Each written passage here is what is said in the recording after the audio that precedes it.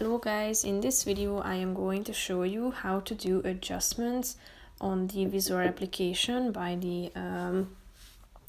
adjusting sharpness, exposure, warmth, contrast and brightness. But first I just want to mention, don't forget to subscribe to my channel because at 10,000 subscribers I am going to show you my whole YouTube revenue statistics and growth strategy, how to make money online. So let's jump into it.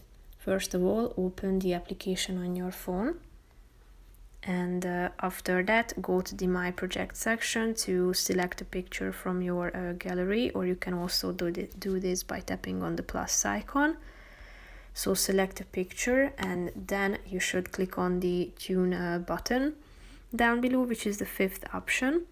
Here you can see that you have a bunch of options that you can adjust, such as the sharpness of your picture, so you can adjust it by the help of this scale down below. Then the exposure can be set as well, the warmth of your picture, the contrast, brightness, vibrance, saturation, and the whites as well, and the blacks too.